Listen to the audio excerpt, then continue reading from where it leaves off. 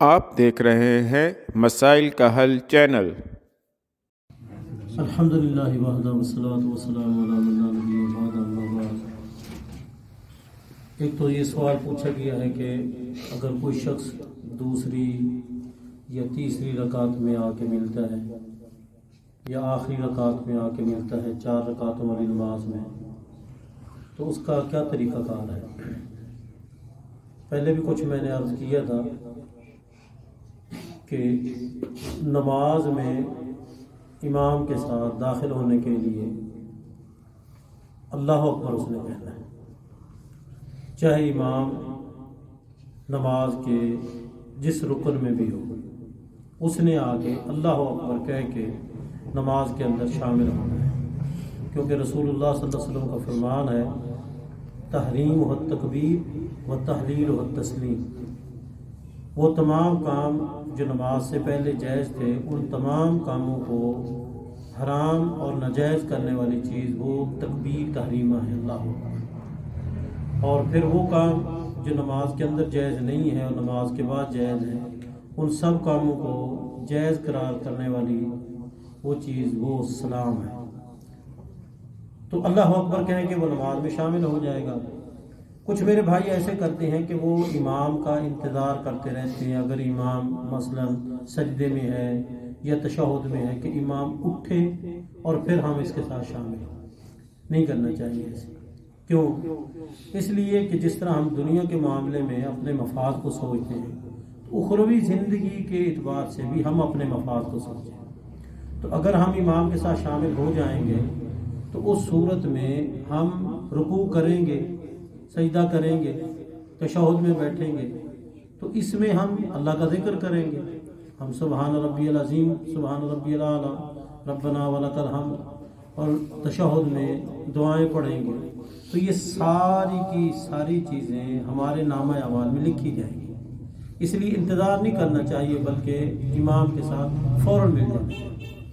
ملنے میں اب سب سے پہلے تو ہم نے اللہ اکبر کہنا ہے۔ اللہ اکبر کہنے کے بعد پھر اگر امام رکوع میں ہے تو پھر آپ دوبارہ کہیں گے اللہ اکبر اور رکوع میں چلے جائیں گے۔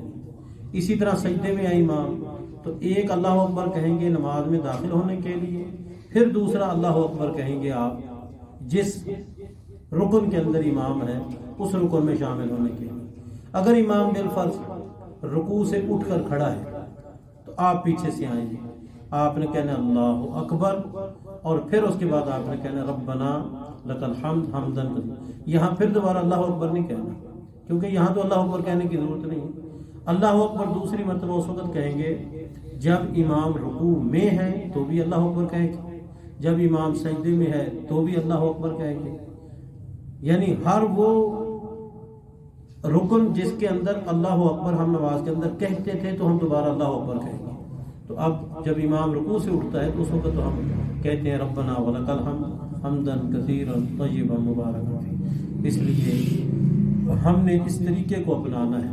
اور جب امام سلام پھیرتا ہے تو کچھ ساتھی ایسے کرتے ہیں ایک طرف سلام پھیرتے ہی وہ کھڑے ہو جاتے ہیں، ایسا نہیں کرنا چاہیے، بلکہ امام کی اقتداء سے آپ اس وقت نکلیں گے جب امام دونوں طرف سلام پھیر لیں گے، تو دونوں طرف امام سلام پھیر لے اس کے بعد پھر آپ نے اٹھنا ہے۔ یہ نہیں کہ ابھی امام جو ہے اس نے ایک طرف سلام پھیرا اور آپ کھڑے ہو گئے، تو گویا کہ آپ نے امام کے دوسرے سلام سے پہلے ہی اپنی نماز امام سے الگ کر لی۔ حالانکہ آپ اس وقت الگ ہوں گے جب امام اپنی نماز پوری کرے گا، پھر آپ اپنی نماز کا کیا کریں گے؟ آغاز کریں گے۔ اور دوسری بات جو اہم وہ یہ ہے کہ رجب کے مہینے کے حوالے سے ایک سوال کیا گیا ہے، کیا رسول اللہ صلی اللہ علیہ وسلم سے کوئی فضیلت قولی فعلی کسی انداز کی یا مالی کوئی ثابت ہے؟ یاد رکھیں رسول اللہ صلی اللہ علیہ وسلم کی نبوت والی جو زندگی ہے وہ 23 سال کا محیط ہے، اور 23 سال میں 23 مرتبہ رجب کا مہینہ رسول اللہ صلی اللہ علیہ وسلم کے زمانے میں آپ کی زندگی میں آیا۔ آپ نے کوئی قولی، کوئی فعلی، کوئی بدنی، کوئی مالی، کسی قسم کی کوئی عبادت رجب کے مہینے کے حوالے سے رسول اللہ صلی اللہ علیہ وسلم ثابت نہیں۔ کچھ لوگ اس مہینے کے حوالے سے دعائیں ایک دوسرے کو میسج کرتے ہیں کہ رجب کے مہینے کے حوالے سے یہ دعا پڑھیں جب چاند نظر آئے۔ رسول اللہ صلی اللہ علیہ وسلم سے کوئی بات ایسی ثابت نہیں ہے۔ عام مہینوں کی طرح اب بھی ہم وہی دعا پڑھیں گے. آج پہلی تاریخ ہے تو یہی دعا اللہم احلہ علینا بالامن والایمان والسلامت والاسلام ربی وربک اللہ. اس کے علاوہ رسول اللہ صلی اللہ علیہ وسلم سے خاص کوئی دعا رجب کے مہینے کے چاند کے حوالے سے کوئی ثابت نہیں. اللہ تعالی ہمیں رسول اللہ صلی اللہ علیہ وسلم کے قول، فعل، آپ کی سیرت اور آپ کے وہ تمام اقوال، افعال اور تقریرات جو آپ نے امت کو بتائیں ان کو سننے، سمجھنے اور عمل کرنے کی توفیق عطا فرمائے. الحمدللہ.